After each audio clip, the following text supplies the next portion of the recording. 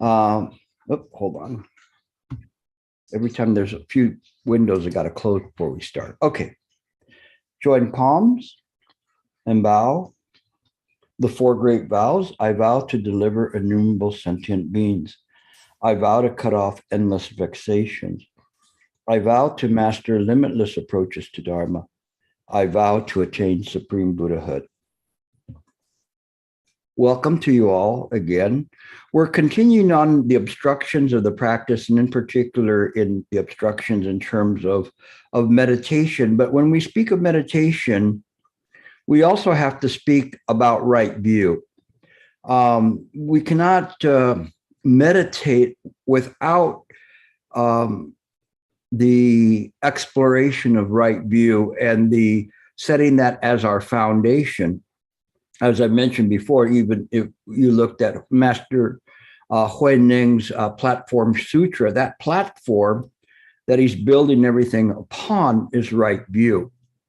And that's why his methods work, because it was something that there was this clarification as to what the practice really is and what this idea of no thought was, not necessarily the no thought of a blank mind, but this ability of the mind to be aware of arising thoughts, and not only being aware of arising thoughts, but utilizing those thoughts in samsara to carry out purposes of the vows.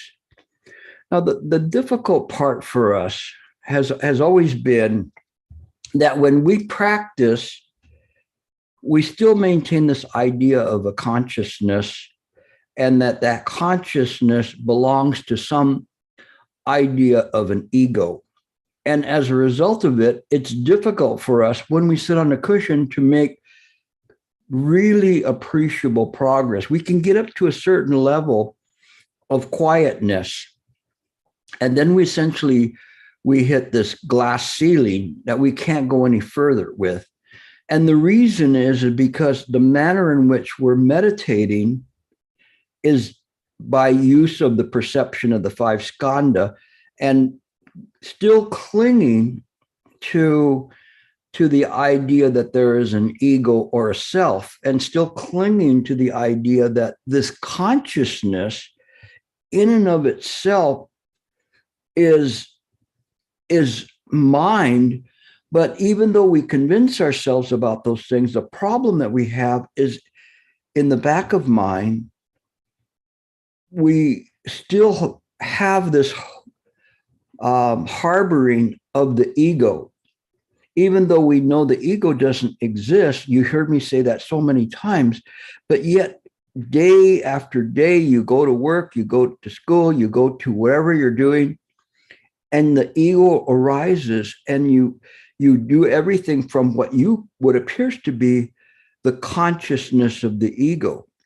And so when you sit to meditate, it's natural that you're not going to be able to make appreciable progress beyond banging your head against this glass ceiling, because you can't take that with you. You can't take your consciousness with you. But if you really practice in a sincere way in terms of meditation, as we practiced last week, then it will produce the proper results. We don't understand that because we don't know how to turn off this consciousness. And I say turn off the consciousness doesn't mean to make the mind blank. It means to be able to detect minute movements of the mind, impressions and states of mind that give rise to this false notion that there is an ego there. This is our problem. It's always been our problem. And we don't understand that.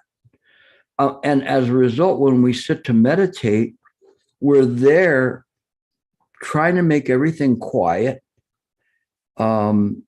Initially, it's like a kindergarten teacher trying to quiet her classroom before teaching, but everything, there's so many noises and everything, little by little, then it becomes very, very quiet, very still. And what do? This is very quiet. This is very still. This must be it. Wait till I tell Gilbert about that. I'll even write a poem about it. And by the way, going to Master Sheng, which we'll kind of talk to him about that. It's kind of interesting in terms of it. But he, in one part, he said, in the course of practice, the worst thing is to start thinking and composing verses and poems and various prose work. Okay. So that comes with the territory, because you want to do it. It's like you discovered that you could sing and you want to feel like singing all the time. But the idea is that this is a very serious practice. We don't try to advertise our understanding, because then that whole endeavor is part of samsara. What I strive to do in these classes is try to present to you something that cannot be truly presented, cannot be truly taught, but nevertheless, we can still use these kinds of presentations as a foundation. But that's as far as I can take you. You have to take it the rest of the way. By taking it the rest of the way, what you need to do is just let go of the self, let go of thoughts. It isn't that you purposely try to block out thought when you're sitting to meditate. Quite to the contrary, the mind, being in the present moment, is acutely aware of everything that's transpiring there. If there's traces of thoughts, traces of memories, traces of sensations, traces of emotional discriminations, the mind is aware of it. It's aware that these things are coming up because it's natural that those things will come up. It's often said in the sutras that these are just simply echoes of things, of appearances. And we quite don't understand that. We need to start with the Diamond Sutra from the very end of the Diamond Sutra, that all we should think of this fleeting world is a bubble in a stream, a morning star, a dewdrop on a leaf, a flash of lightning in a summer cloud, an illusion, a phantasm, a dream. We have to put that into the heart. So it's no longer just some beautiful prose or poetic verses, but it's something that moment to moment that we recertify this truth that's there, that all of this is a dream. It's very difficult for us to do that. And so I constantly bombarding you with examples of saying, if you won the lottery, in your dream, are you rich? Well, perhaps in a dream you might be rich, but as soon as you open your eyes, you realize that you're not rich. And so you close your eyes to keep dreaming, and you don't see the wish-fulfilling gem, the Sintamani pearl, that is really a dream, a gem that can give you everything that you need. What do you need? Nothing. You don't need anything. But in the dream, you want this, you want to win the lotto, you want to be the smartest, the fastest, whatever it is in your imagination or your fantasies that you want to be. But it's okay. Whatever you are, it's appearing in the dream precisely how it should be. You don't have to be the smartest person or the most beautiful person or whatever. That was the whole thing of Shakyamuni Buddha understanding that under the Bodhi tree and realizing the youth will pass, the beauty will pass, all the things happen, fear will pass, discriminations will pass. We see the world as it is, and we are no longer citizens of the world in an accidental, I shouldn't say accidental, but unpurposeful way. If we're here, the greatest joy is to understand what you're doing here. It was a thing that bugged me for so long in my life. It really bothered me that I was constantly wondering, what is this all about? What is the purpose of life? And I really didn't understand that. And when I was practicing Qigong, I'd ask the Qigong masters, what is the purpose of life? But they could not really tell me. They were just giving me an altruistic answer, which even as they were saying it, they knew that I knew that it was a baloney answer, that it really wasn't a true answer because they never thought about it, like really, really thought about it in terms of what is the purpose here? What is here? We don't get to that true purpose until we begin to see that this is a dream. We begin to see through the suffering into mind. And then all of a sudden, lo and behold, the Four Noble Truths change. There is no suffering, no cause of suffering, no cessation of suffering, and no path. Why? Because it's all an illusion. But when we sit to meditate, we maintain the illusion. And this makes it difficult for us to truly penetrate. We are constantly trying to move towards illumination of the mind, enlightenment. Even though we say we don't want to, in the back of our heads, it's programmed into us, into our samsaric DNA, that we want results. I demand results. I want to have results. And so you are looking for it, and you're looking for some samsaric satisfaction that can justify why you practice. You don't really have a strong faith in the practice, a strong faith in your self-nature, a strong faith in the method.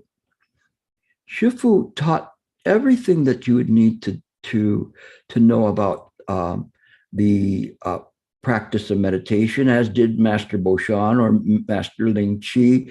Any of the masters, they all say it, but what is it that prevents us from doing that? Master Ling Chi said it's because people nowadays, 700 years ago, or was that maybe 400 years ago, they don't have any faith in themselves. When you sit to practice in meditation, you really have to have a strong faith. You have to have this faith that you can do it, that it will work, and that you're in the right place. First thing you have to know is that I am in the right place. I should be on this cushion. No matter what happens, and if some of you have gone to a lengthy retreat, one of the first things that comes into your mind is, what the heck am I doing here? I could be at the beach. I could be shopping. I could be watching, TV, anything but sitting on this little 2x2 square cushion and not talking and not moving. This is unnatural. And we have this mindset. When we turn the mind's eye inward, it changes the way we meditate. Everything is natural. It's all inclusive. Even that which appears to be vile and profane, that is natural too. It is just in this way that we see things. We don't sit and discriminate. We sit quietly, but not dead. We sit silently, yet dynamic. We don't understand that word dynamic in terms of as it relates to the mind.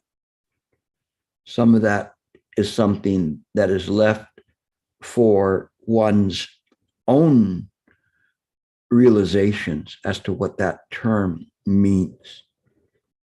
But it is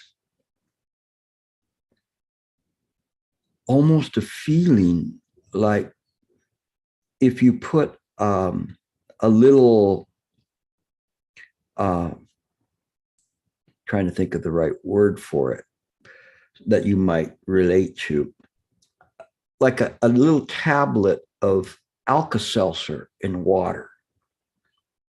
And when you put it in, it just fizzes.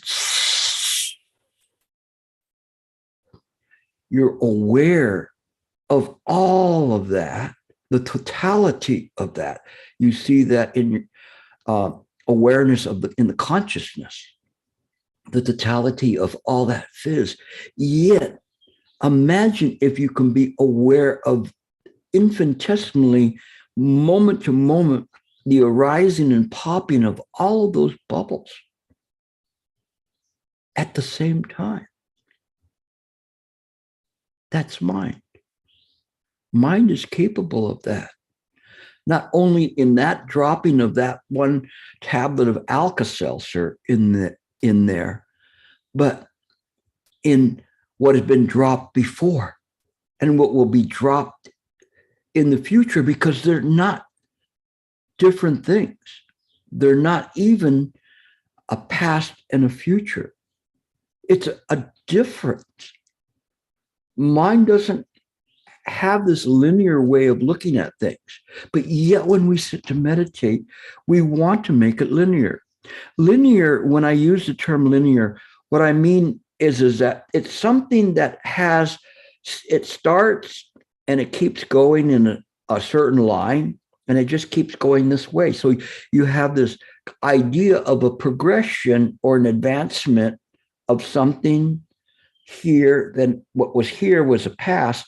What is over here is the future, and it's moving in this way. Mind doesn't operate that way.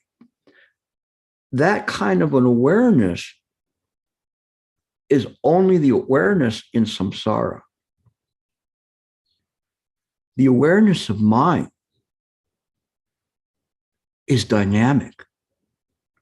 Even if you're sitting and meditating, what is missing? Nothing. You think what's missing or what should be missing is noise, interference, obstructions, appearances. But that's not it. It's not like going to a whiteboard and wiping off all of the appearances that are there. It is naturally appearing. And all of those fizzes are experienced. We can even say in a single moment, because there's not even a single moment. It's just the way it is. But we are trying to retool, redesign mind in a way in which it fits our idea of what mind should be, what mind what we perceive to be an enlightenment. And so long as we hold on to this notion of enlightenment, to this preconceived notion, and it's conceived, we hit that glass ceiling all the time. We just bounce off of it.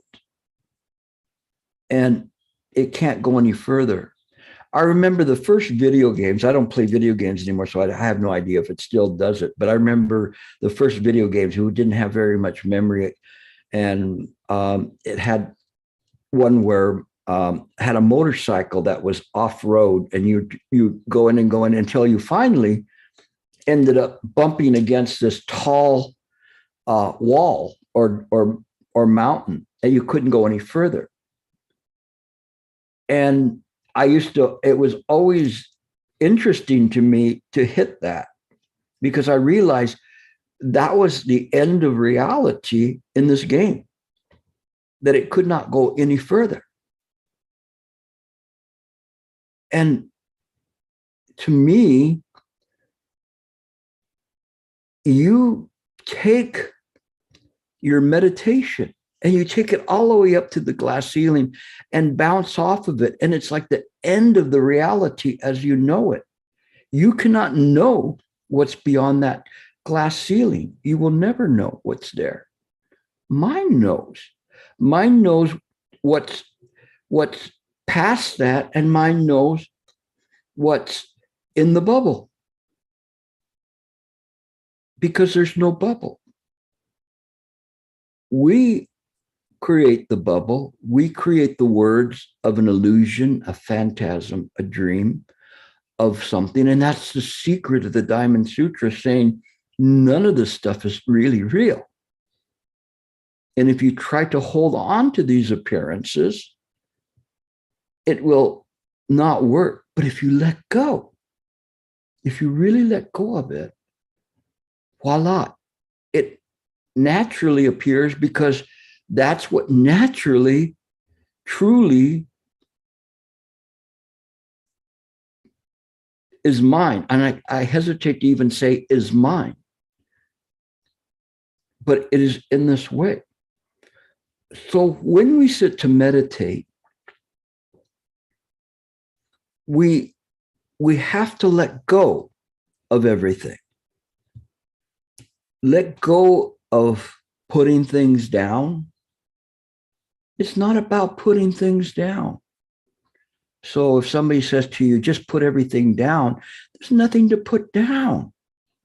There's nothing to pick up. Putting down, you're practicing samsara. You're not seeing it as it should be. Where are you going to put it down to? You're just going to push it away? It can't.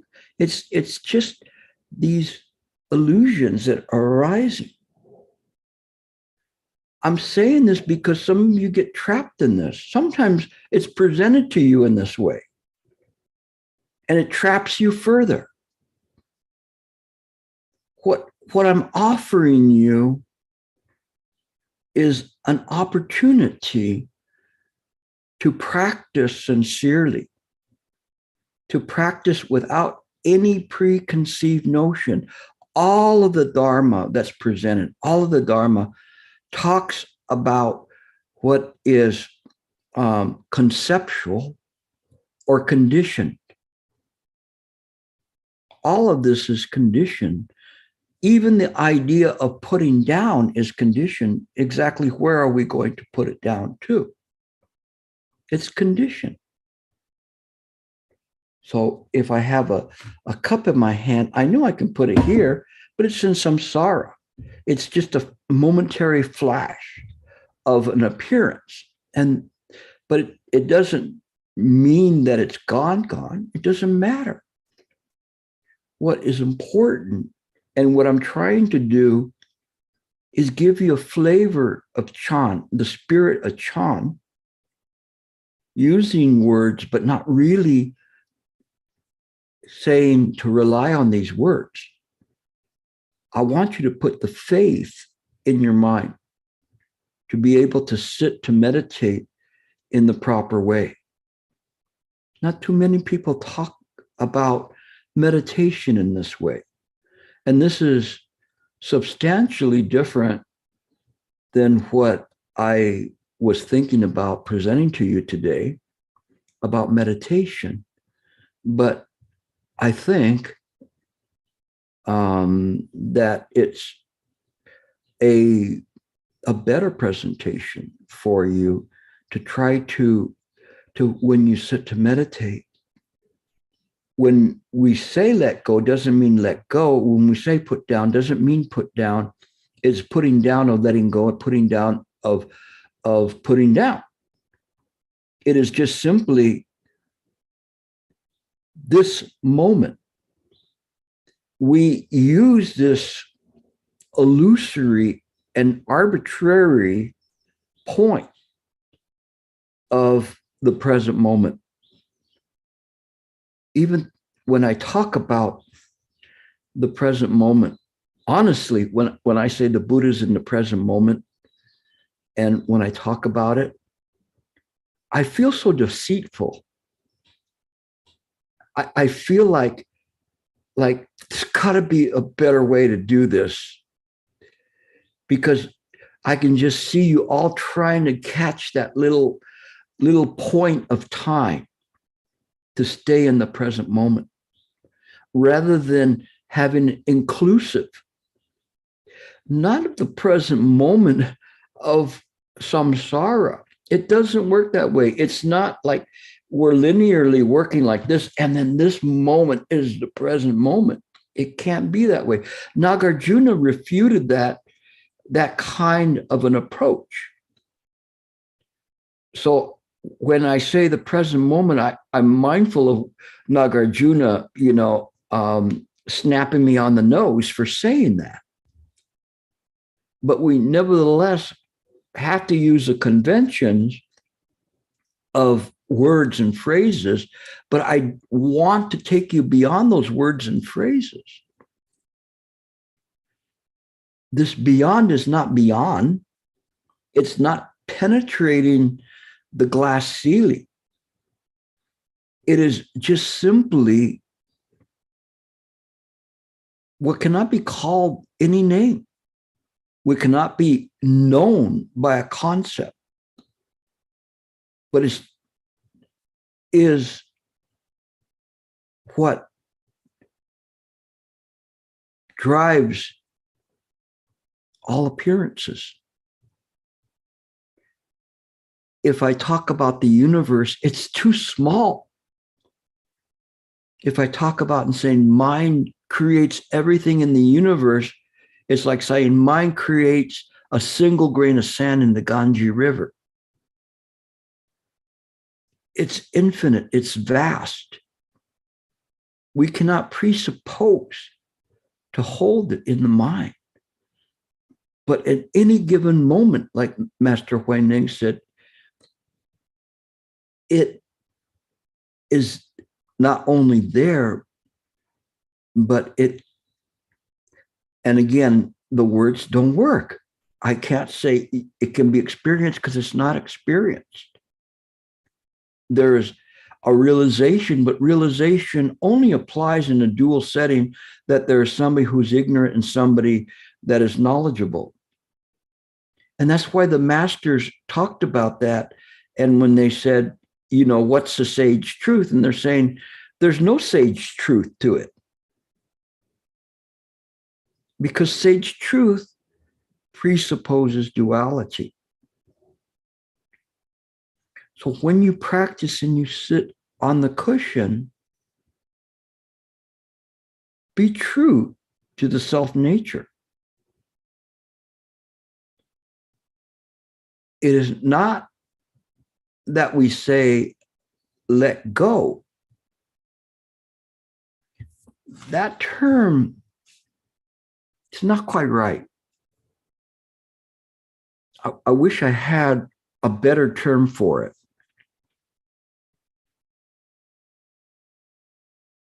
it is simply resting in that moment, letting the mind rest. This notion of resting is not to kick up dust. That's why they talk about guest dust affliction.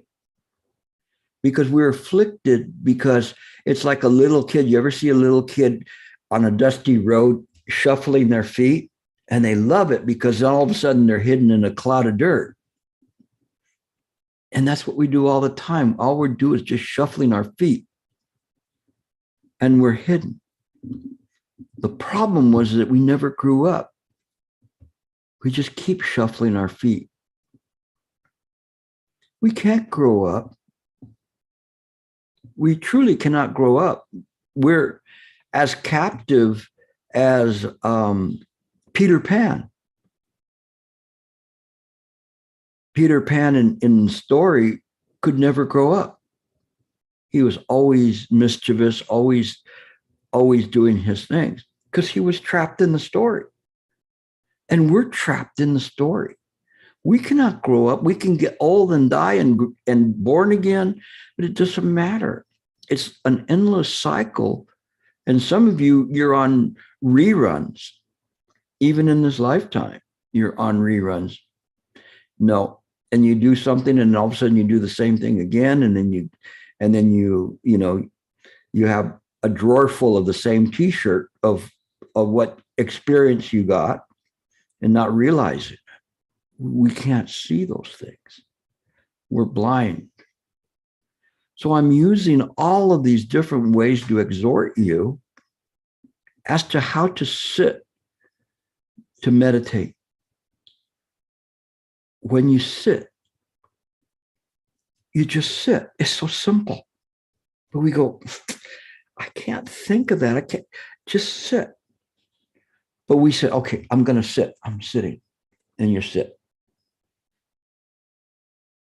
This really works. No, just sit. I'm hungry. No, just sit. I can't feel my body. This must be it. No, just sit. Don't pick low-hanging fruit or unripened fruit. When I was a little boy, my grandfather had such a wonderful kind of a cherry plum. Literally, it tasted like a cherry plum, little tiny little fruit like that when you bit into them when they were ripe, it was a bright red or crimson color. But when they were young and you bit into them, they were very sour. But I was always impatient. I always wanted to eat the fruit. Every weekend we'd go to my grandfather's house and I would look at the tree. Not quite yet.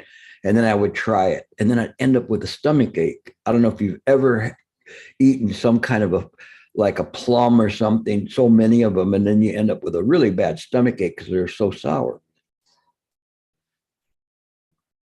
But when we practice, we end up with a stomach ache. We just end up with this because we're picking this unripened fruit. And we stop. We stop. We want to see what's going on here. I can't feel my body. This must be something very good. Or even worse yet, my one that I believe is a bane for many people, a problem for many people, the birds are chirping. Please, if you ever talk to me, never talk to me about birds chirping or clouds going by. Okay. That's like a double. Okay. That's unified mind. And I hope that you don't get stuck in unified mind. It's hard to get out of it. It's a nice place, but don't get off the train. Just go right by unified mind. It's very easy to get there. And then the people are walking around going, I'm enlightened, the birds are chirping, the sky is blue, and the clouds are there. I'm at one with everything. No, that's unified. That's exactly unified mind. You replace the little self with a big self. So go right past that. Ignore all of those things. when you practice, if you truly want to get this right, ignore any of the experiences that you get. There's so many fantastical experiences, and I'm sure some of you have gotten some great experiences. One probably great experience is I can't feel my legs anymore.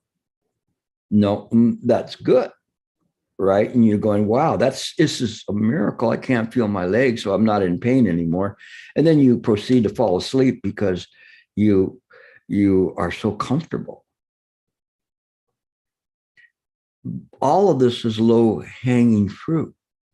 But each of you, just like Master Ling Chi said, as far as I can see, there's not one of you that can do this right, that can't practice in the proper way. It's just that you need the true and proper understanding of how to do it. That's all the masters, if you look at their treatises when they start, they'll say something about that, about having the true and proper understanding. That is right view. Now you can practice and you can sit there and try to build up the paramitas, the Eightfold Path, the 37 factors of enlightenment, and you're going to work on that. And, you'll go from Cub Scout to Boy Scout or Girl Scout to Eagle Scout, and you'll have all these badges. I don't know if you ever see the people that went to these. Maybe some of you were that. They have a sash and they have all these badges there from all of their accomplishments and stuff. But so what? I mean, it's not bad. I'm not putting down Boy Scouts and Girl Scouts, but my point is that this is not our practice. This is not our practice. Our practice is to sit sincerely. Just sit. You don't have to have a preconceived notion as to what's going to happen. That's the worst thing that you can do, is think of that. Second worst thing is to have some kind of an experience. Oh, I saw colors. A lot of you are so anxious, you want to see colors. And I always tell you that if you want to see colors, transport yourself back to the 60s in a time machine, and you'll see plenty of colors. But that's not going to be enlightenment, okay? So don't do that. You don't have these kind of experiences and think, oh, that these are great experiences. Sometimes they're tempting you. Crazy notions. And then to boot, as set forth in the Shurangama Sutra, in the 8th volume of the 50 demonic states, it mentions all of these super mundane skills that you can get. Some people say, oh, don't talk about those things. Why not? If it comes from the practice, why shouldn't you talk to it? If it shouldn't have been talked about, they wouldn't have written that 8th volume of the Shurangama Sutra. It's not taboo. It's something that's worth noting so that you don't get deceived. As you practice and you practice better, you may encounter some kind of a super mundane skill. This is not why you practice, and don't get yourself all allured by what I'm saying right now. But you can get a practice where you can see something, feelings of what happened in the past, what's going to happen in the future, voices, or what is happening in a distance. That can come to you from the practice. Knowing people's thought patterns. All of these things are things that come from when you're really sitting. Why? Because the awareness of mind enables that, because it's not limited to the 5 skandha and samsaric abilities from this corporal body. It has an all-access past. Now, in the beginning, it's not going to be all-access, but it has a past beyond what is normally a sentient being is capable of experiencing. But if you start clinging to that, then you can mess it up too. But if you get to that point, what the Shurangama Sutra says is that this is a good experience, but one should put it down and continue to practice. If one does not put it down, then it can become a demonic state, which it can't. All of a sudden, who knows, you're going to be the fortune teller for the stars or whatever. And you think that you're so wise, and the people think you're so wise because you can tell their fortune. This is not good. But I hope that at some day that you can encounter it. Doesn't mean that you have to go through all of these stages for enlightenment. It's just experiences that can come up along the way in terms of practicing and practicing mind. The mind that we practice is this ordinary mind, this mundane mind. It's the only mind we have, the only one. We cannot put that mind down and pick up a new one. It doesn't work that way. It's not a bingo game where you're playing bingo and you go, this card hasn't won for the last 10 times. I'm going to pick up another card and do it. It doesn't work that way. You have to be patient, and it will work. But you cannot push it along. And that's what a lot of people try to do, is they try to push it along. And I'm not real big on people crossing their legs and trying to penetrate and break through by crossing their legs and breaking through the pain. That's more like a sadistic style of chant. I'm not saying that you should quit after 5 minutes because your legs hurt. But what I'm saying is that if you can do that, but that isn't necessarily the best way to do it. You can do it and it will work if you can handle it. But if you can't, the best way to work is the shortcut. That you're seeing that everything is created by the mind. Everything that arises when you're sitting in meditation is mind. That's pretty easy, right? It's like you're in. No, it's so easy because you don't have to push anything out of the mind. You don't have to reach for anything. It's simple.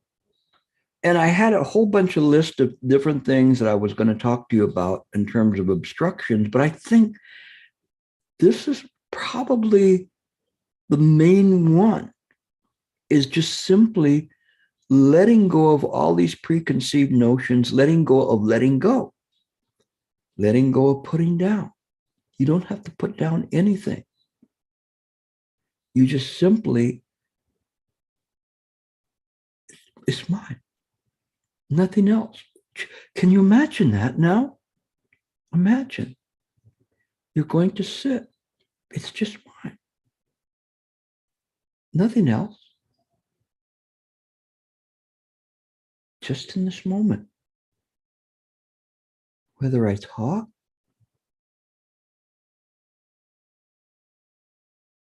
whether I don't talk,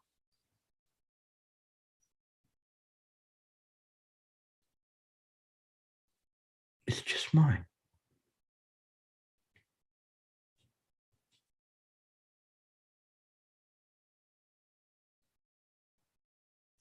Just like this. You let go. Let go of letting go. It's just mine.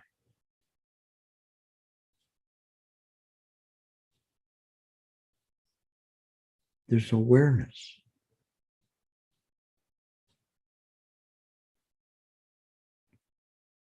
Awareness. Not your awareness. Mind awareness. turning the mind's eye inward, just in this moment.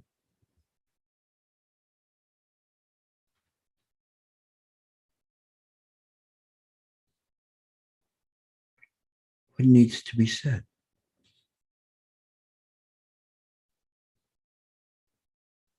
What needs to be thought of?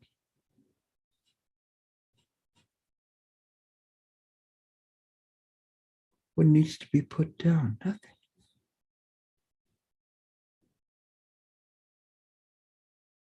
This is true emptiness.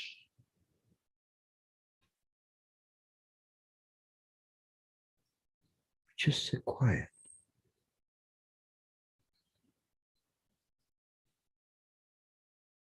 Quiet is not dead.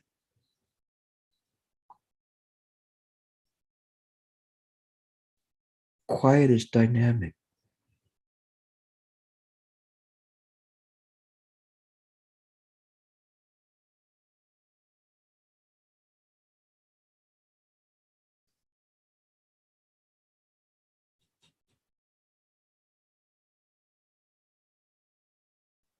Imagine all the people in the world. You're holding them. Some working, some eating, some sleeping, some suffering, some laughing. Just this.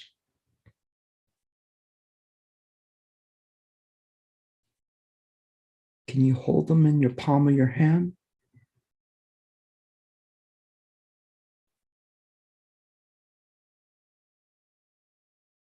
Can it be said that you're not?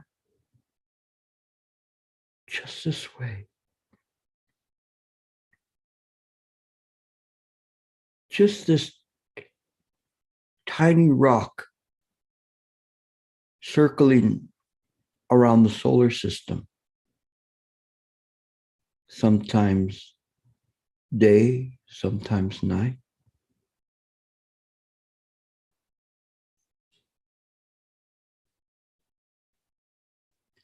Just this tiny grain of sand in the Milky Way.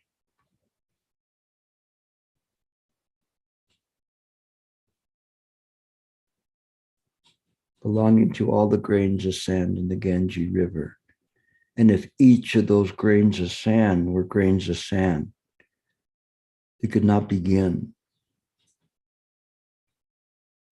to encompass the Buddha worlds. Yet in this moment,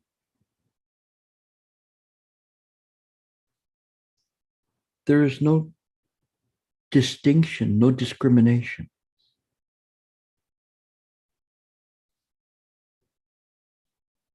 No thought, no impressions. Just the pureness of the mind.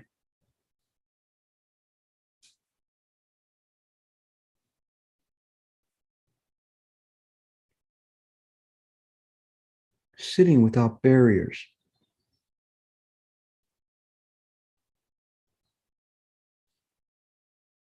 Experiencing the infinite.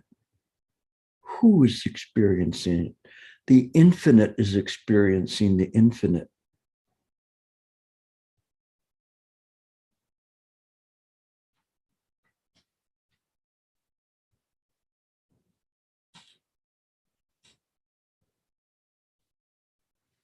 Can you touch the beginning of time? Or beyond? Mine can. Mine was there. Yet this beginning of time is samsara. It's an illusion. But it's okay. It still belongs to mine. Wonderfully revolving around the Buddha. The Buddha is neither male nor female, neither old nor young. In samsara, we have pictures of what the Buddha should look like.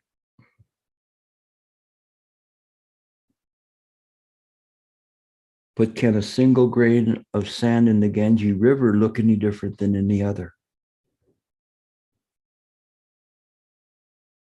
Is it more important?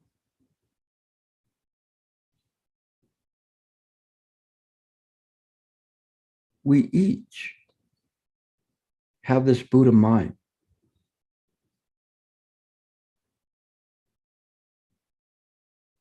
We just trade it for illusion. Do not trade this mind in this way. Treasure it. Share it.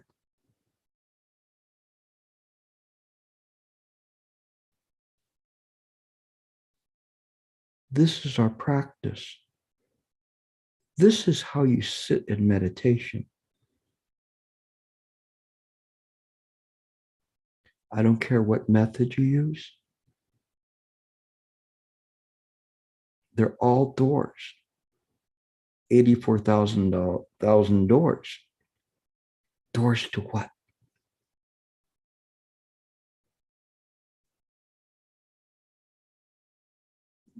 Open the door and you're back where you're at. Except that you're not there. Just mind. So when you sit, just mind. You don't have to push things out. Don't worry about that. Don't worry about your legs.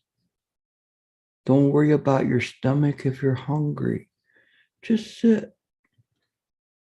Trust me, all of those sensations will fall away when you sincerely practice. You need to practice in a way in which extends out this practice. The moment that you allow egotistical thoughts to arise in the mind, discriminations, it undermines this truth. You still can get it back, but you just have to keep practicing. Keep steady. Steady, steady, steady. Don't give up. Don't give in.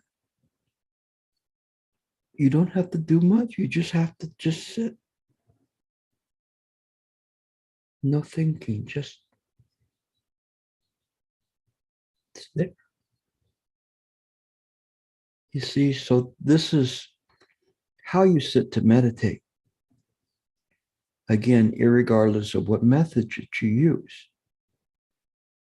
If you're not meditating in this way, you could break through, but it could take you a long time. But if you do the meditation in the right way, there's no limitation. It's right there, right now. Okay? Thank you very much for listening to me today. Omitopo.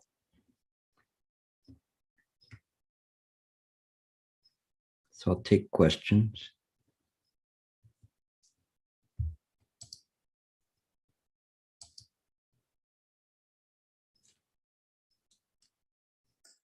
Gilbert, while we're waiting, I want to thank you for this lecture so much. A little different. A little different. So hopefully it will help people. This is more mind to mind, heart to heart. Try to do it's it. Heart, mind touching, heart, mind. Exactly. It's just in this way. Okay, we got a couple of people. we'll take Sam first. Hey, Gilbert, thank you very much. That was a great presentation of Dharma. Thank you. I did have a question for you regarding not cogitating or not conceptualizing or trying to think and contemplating properly. In contemplating how self or the illusory self is an appearance in mind or an illusory state of mind, is anatta or no self also an appearance in mind, like an illusory or impermanent state that we try to use as the opposite side of this coin that, with self and no self? Your question's a very good question. It's been answered many times in the sutras and by the masters in the past. When we say anatman, meaning no self or not self, and the idea of self, the whole idea is that if we cling to the no self, then we cling to the emptiness of things. We have to let go of the emptiness, because if we cling to the emptiness, it tends towards nihilism, where there's no value to anything because everything is in a state of zero equanimity, no value. But that belies the compassion of the Buddha. It's very, very interesting, because the compassion of the Buddha, which was brought out deeper in the Tathagatagarbha Sutras, is one of this Buddha nature, but this Buddha nature has an interest in all things mind, in a dynamic way. But if it was just simply saying that there's no self, then it'd say, well, then what is there to do? This, Sam, takes a lifetime to study. Okay, this is not something that you get, and I can give you, a COVID-19 or COVID-20 injection, heaven forbid. But,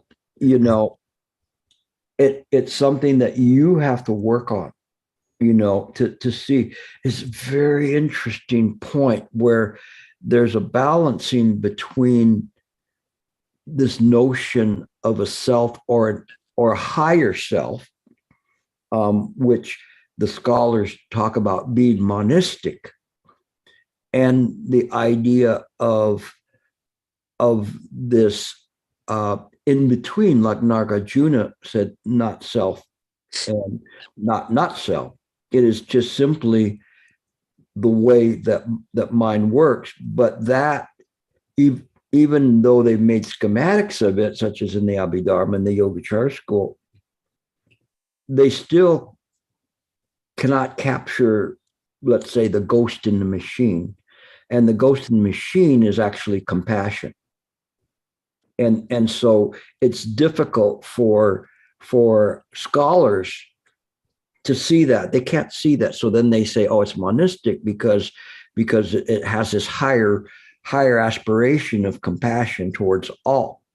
But it's compassion towards all, even irregardless of the fact that they're illusory sentient beings. It is just the nature of the mind to do this without being monistic, without there being a supreme Buddha that does all of this.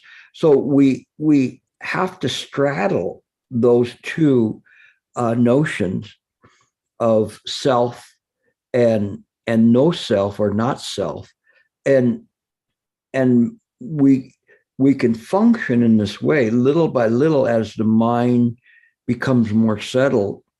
It's easier to make that straddling between the idea of doing work in samsara and still being true to mind. So I'll leave it like that and have you, explore it some more. Okay. I'll continue to contemplate. Thank you, Gilbert. Thank you. Absolutely. Vadim. Hi, Gilbert.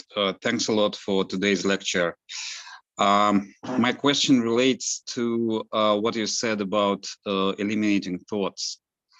I'm wondering, is it really possible to eliminate thoughts? If thoughts arise as a result of causes and conditions, can you really use the self, which itself is the result of causes and conditions, to eliminate another result of causes and conditions, which are thoughts? And from here arose what could sound like a heretical question, but I'll still ask it. In light of what you've just said,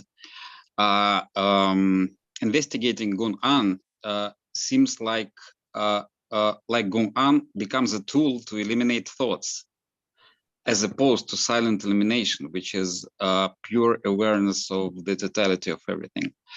I guess that there is something wrong in this approach. So my question is, what is wrong in potentially taking Gun-an as a tool for eliminating thoughts? And the final part of this question is, if there is someone who succeeds in eliminating thoughts, what happens to him? Does he go to some demon's cave or a jhana state and he's stuck there until some wise person comes to rescue him? So that's the bunch of questions that arose with regard to the issue of eliminating thoughts. Thank you. You sound like a press correspondent interviewing the president of a country. Your questions are very precise and sequential. I will start this way first, making it the easy way.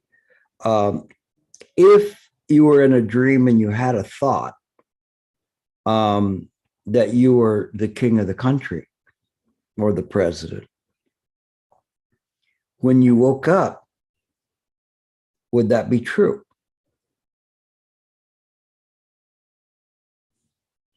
No. The only way you could do this, hope that you could go back into the dream and become the president again. It's an illusion. So the thoughts are an illusion. The notion of the self is an illusion. So there's no inconsistency in seeing things in this way. The idea of no thought, and that's why I tried to make it clear, is that Ning talked about that we have hundreds of thoughts a day. We don't have to suppress the thoughts. The key is to use the thoughts that are useful in samsara. So for instance, if you were going to, if I was going to go downstairs after I finish, well, it's natural because I will go and have my dinner. And so I would stand up, I'd have the thought to stand up and walk out the door and put one foot in front of the other and go down the stairs and then go into the kitchen and rummage around for some food. That's natural. All those thoughts are naturally appearing in accordance with that.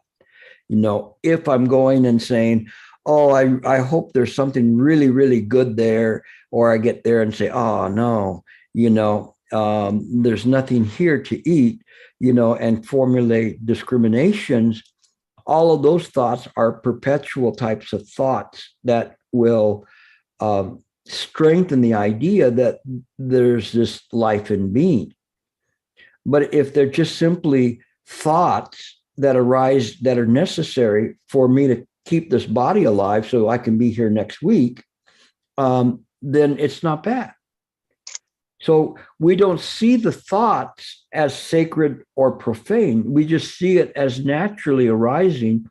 It is what I talk about as a bodhisattva that straddles the idea of the samsaric illusory world and mind itself, the reality of it.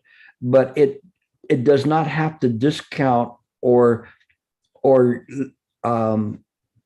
make it disappear. It can't because all of those things are naturally happening in accordance with causes and conditions. So little by little over time, I've been able to put down my desire for donuts, except for occasionally. But I mean, all of that is just natural. I don't have to do it because I don't give it sequential thinking or to ramp it up some more. So when we don't do that, then the mind is not attaching to the thoughts. It is just performing the function of going down, okay, let's eat this will work, and doing it and not lamenting, whether I had a good food or bad food or whatever. The thoughts themselves are not the problem. It is that consciousness that seems to think that it has to stop thinking. It doesn't have to stop thinking. Stop thinking would be nihilistic. Now, eventually there can be a stopping of thinking because this only applies in samsara. Thoughts only apply in samsara. This is not the province of the Buddha mind. It's just a province of a dream bubble in the Buddha mind. It's a creation of mind, but it is not, listen carefully now, it is not how the Buddha processes information. It doesn't work that way. The Buddha's processing of information is instantaneous, infinite, completely illuminated.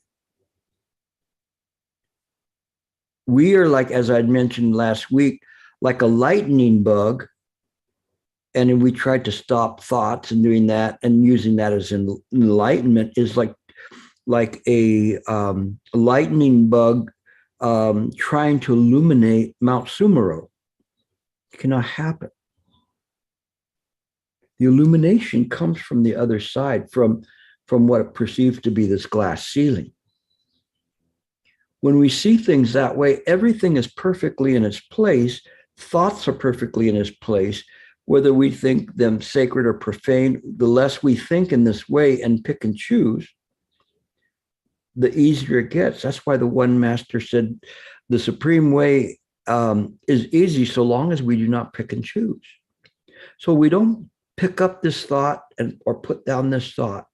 The same thing when you sit to meditate. Meditation is very easy so long as you don't pick and choose. And then it works.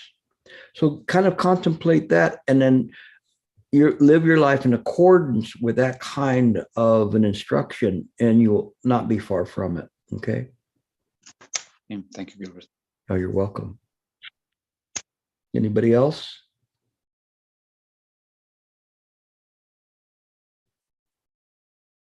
Nobody else today? Yes, go ahead. Hold on. Unmuting. There you go. Thanks, Gilbert, for your lecture last week and this week and talking about meditation in terms like a practice and in terms of focus on the meditation part.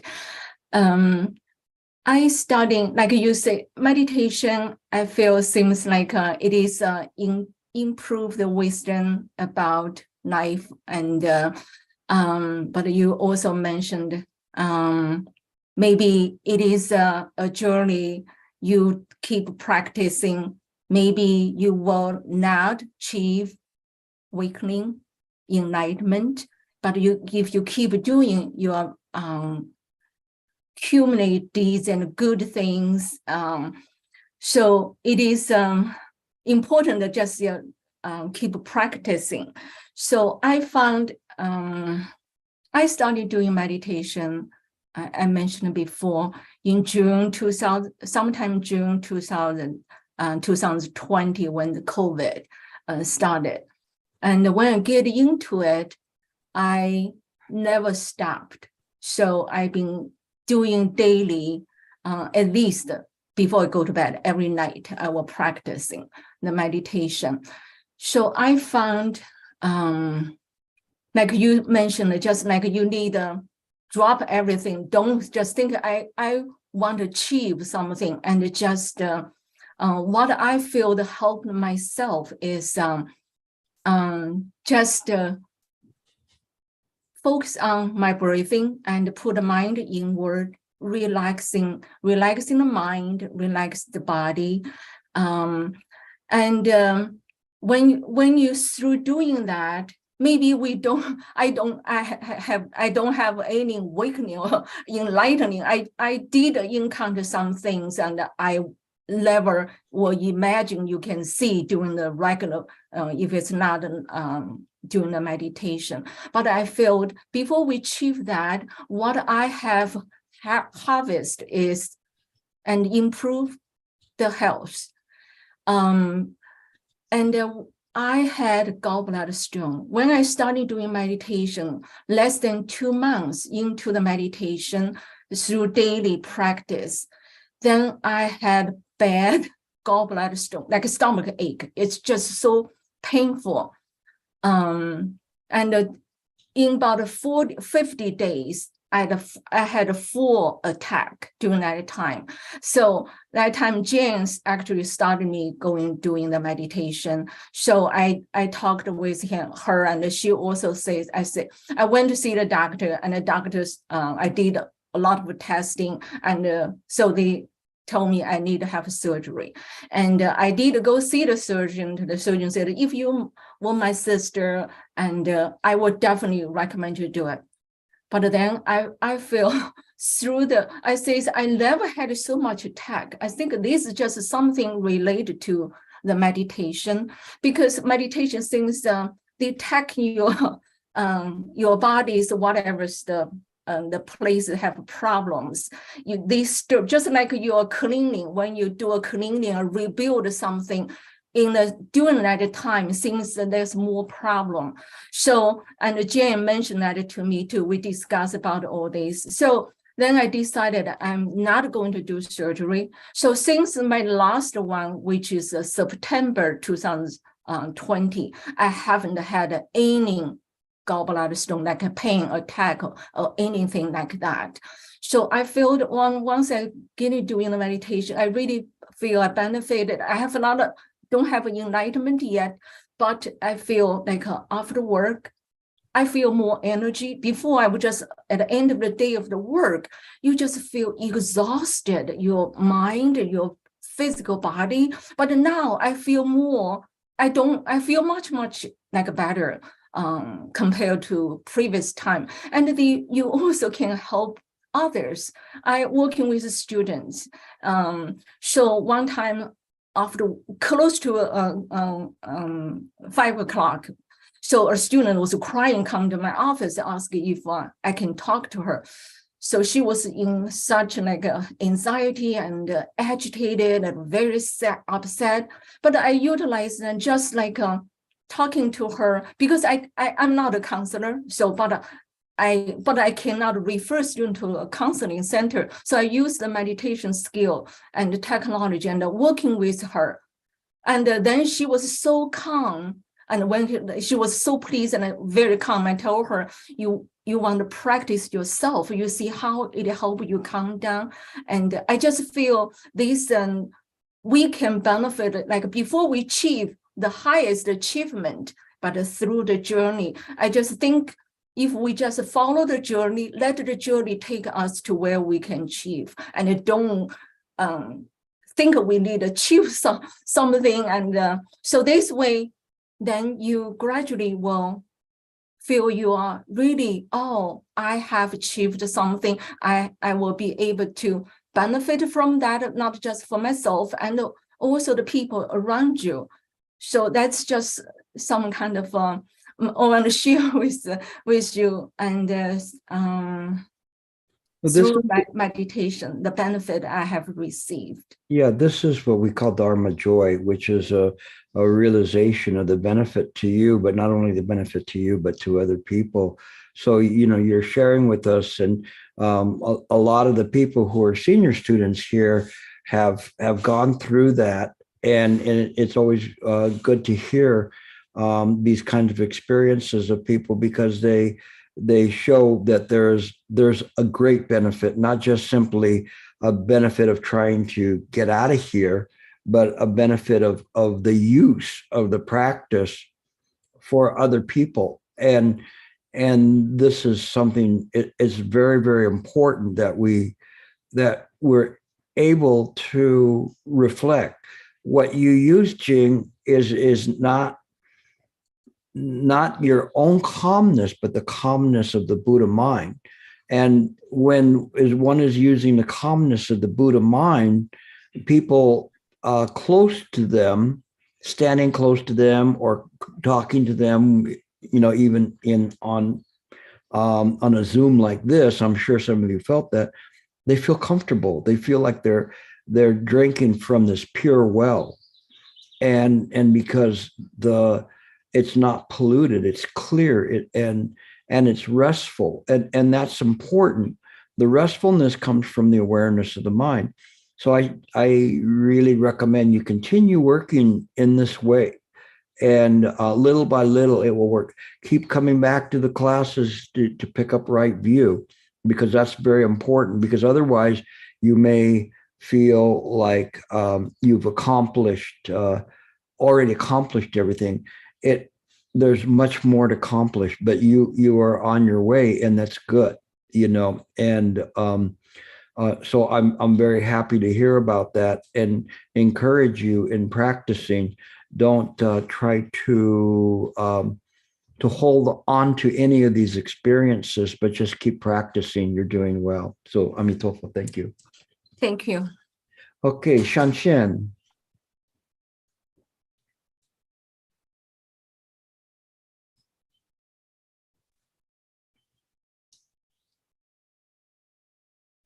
Hi, Gilbert. Hello, Amitofo. I'm in library. I shouldn't talk, but anyway. My question is, I just typed some.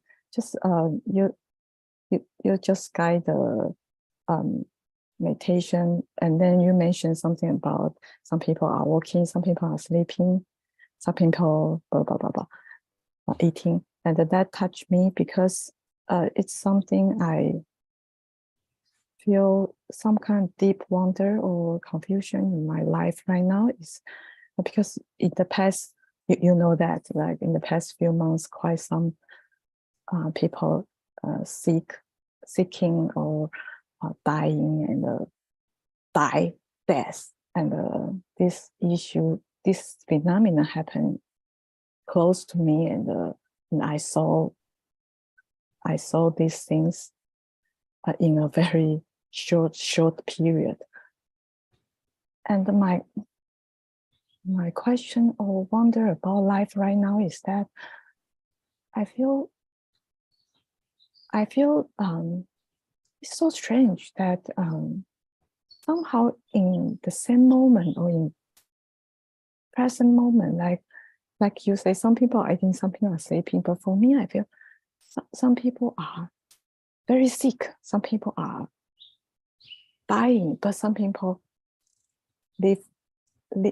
we live, and even some people are in bottle, not people, some spirit or in bottle state, waiting for rebirth, or even they already in a rebirth process. So I just feel like this all phenomenon in the present moment, I realize so strange. I don't know how to understand this thing, because like the same time, the same life. I don't know how to understand the so different phenomena and about life and death issues, or even life is anyway. Maybe you understand my deep wonder. Thank you. It is when we let go of the self, then we begin to experience samsara, not from the viewpoint of an ego or a life and being, but from outside samsara. And I hate to say outside of samsara, but outside of any discriminations or mental impressions or locale or reference to time.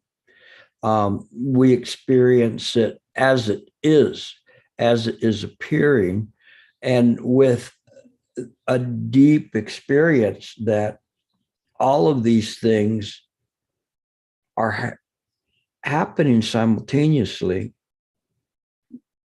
And in the past, they've happened simultaneously. And in the future, they'll happen simultaneously.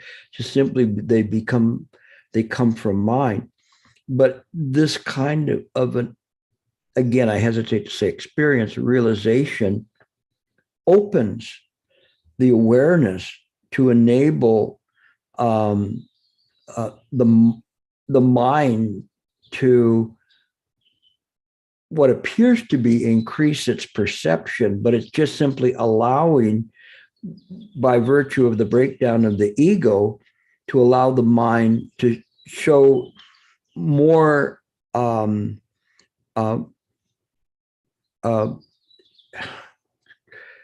let's say capacity for perception than what is normally allowed in the samsaric world. So when you see that, it's indescribable, inconceivable, but you're touched by it.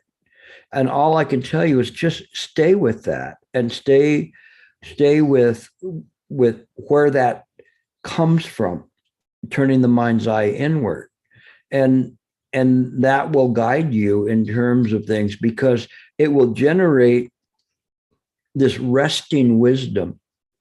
And this resting wisdom then will generate to Anyatara Samyak Sambodhi, this clarified wisdom in which there's no wisdom at all, because it transcends the idea of a life and being or samsara. So you're on the right path. Just keep doing it. So you got what I sometimes say the esoteric lesson today. You felt what cannot be felt in words and phrases. So that's good. That's why you cannot describe it, but it's okay. Just keep practicing in this way that you're on the right path. Okay.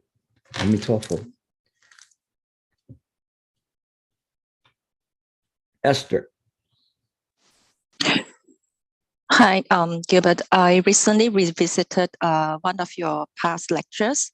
And my question is, in that lecture, you mentioned meditation is mind avoiding vexatious thoughts from affecting the mind environment.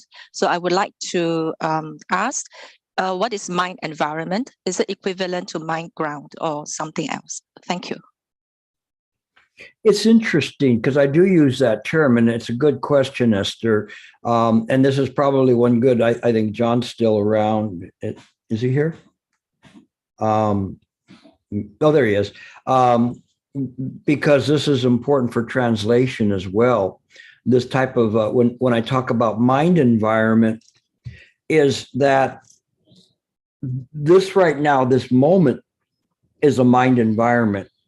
Irregardless of where you're at, whether you're in Russia or Singapore, Taiwan, New York, the LA area, wherever you are at, even Ohio, no, we have a connection. And this mind environment is the shaping of things around. And this environment is expansive, but it can be, if you're in a group of people, how you behave, what environment is arising in that moment, and what can you do to harmonize with it and to create beneficial offerings in that environment to assist people, to take away, let's say, their suffering. Sometimes it's just simply, if somebody's thirsty, offer them water. If they're hungry, offer them food. If they need solace or some understanding, offer them an ear or a heart. No, this is the mind environment. And then we can do other things, but we don't do it necessarily from proselytizing Buddha Dharma. As I mentioned, you don't knock on the door and say, Buddha loves you, do you have 5 minutes, and hand them a pamphlet. That's not our way of doing it. But on the other hand, our way is directly engage via the mind environment as to what's happening and seeing what's there and shaping that. The difference here is we shape the mind environment because we know one important aspect of mind, one important aspect of all appearances. What is that important aspect? Anybody know? Anybody? That everything's created by the mind. So if it's all created by the mind, you go, I knew that one, but it's okay.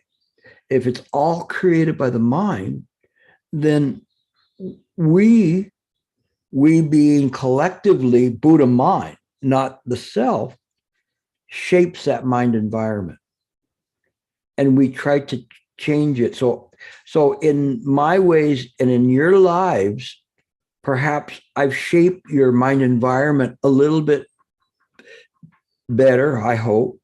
And in turn, your mind environment shapes those around you. And that's what's important. And so when we see things in this way, we see sometimes people have, they're not the ones with the problem. Other people have problems. But when you show them how to shape the mind environment, it changes things. And so we understand it because it's all created by the mind. So it is the true volition, not the skandha volition, but it's the volition of the nature of the mind itself, which fashions the mind environment. The mind environment to us is set forth in accordance with the Bodhisattva vows. The Bodhisattva vows are not vows taken by a sentient being. They're taken from the heart of a Bodhisattva, of which we are. That's the difference. That's the transcendence, that it's no longer that way. That's why it is this mind environment. We're clear about it moment to moment, that we're shifting and shaping the environment around us by virtue of our vows. So when we see that, we become the guardians of the environment. And when we talk about the environment, it can be the ecological environment, the guardians of the world, so that the great-great-grandchildren have a place to live without having to wear a oxygen mask. And also we're the guardians of the protection of this harmonizing, so that there's more of us that do this, then there's less war. And so we're constantly moving towards those things and changing the things. Sometimes it's just not fighting with somebody. Sometimes we're so good at fighting. No, we don't have to be good at fighting. We just let go of those things. But that's the mind environment.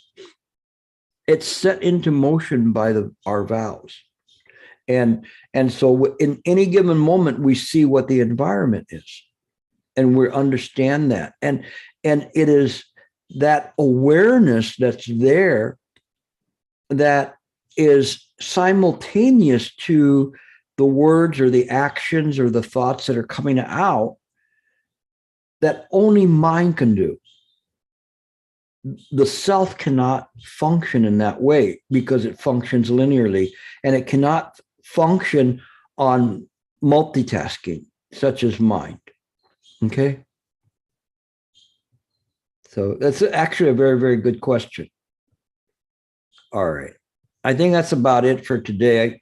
Thank you all for listening. Again, this was went a totally different way than I thought it was going to go. But what I wanted to do in these lectures was truly have you set a proper course when you meditate. I just look at it and I see the instructions sometimes, and they're not quite as clear as when you read the ancient masters and what they're talking about. And I'm looking at it and going, that's what they're doing. It is not about putting down thoughts, or it's not about making your mind blank or anything along those lines, or seeking the sacred. It is just right view. The more you understand that, the clearer it's going to get. As soon as you do that, some of you are in Dharma study groups, you're going to see that in whatever you study, you're going to go, wow, there it is. That's what Gilbert was talking about. And And so it works in this way, because all of a sudden you see these things so clearly. And it's because you're not seeing them from the idea of the self anymore. You're using the mind's eye to see things, and that's important. Okay, so keep practicing. I'll come up with something next week, and perhaps the same thing 5 minutes before or 1 minute before, it'll change. So Amitofo.